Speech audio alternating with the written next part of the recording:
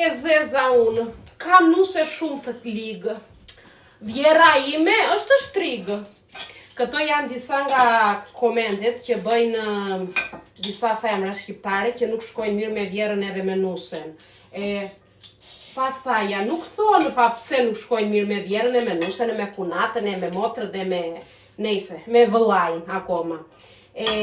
Se këtu një recet gatimi hipi unë të mbushura speca, edhe komentojnë në këtë mënyrë, që do me thënë nuk din të respektojnë, që një kuzhinë mund të bëj receta të ndryshme, do me thënë kuzhina nuk ka recetat pa fundë, edhe nuk din të shprehen me respekt për tek njeriu që kanë përballë. Në qoftë se edhe në jetën reale, shpreheni në këtë mënyrë, flisni në këtë mënyrë, tek nusja, tek vjera, tek kunata, kuptoj që do vinë keq kuptimet.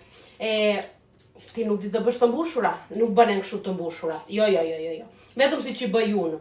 Pa mish i bëre, ua, ku bënen të mbushurat pa mish? E zjeve orizin, ua, po nuk bëhet kështu mo jo.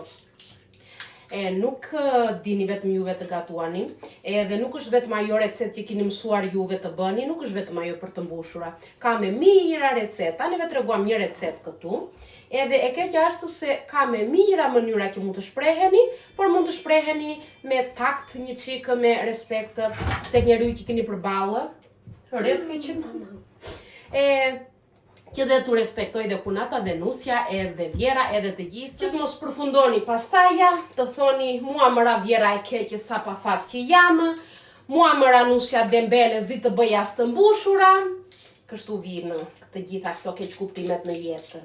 Ndaj ju keqenina, ka miliona receta për të bërë të mbushurat, miliona receta për të bërë mishin, miliona receta për të bërë pastiçon, fasulet, çdo gjë. Nuk është vetëm një recetë që dini juve. Në keq. Hajde tani, nuse vjera e kunata e vëllezër e motra, u përshëndet Nina.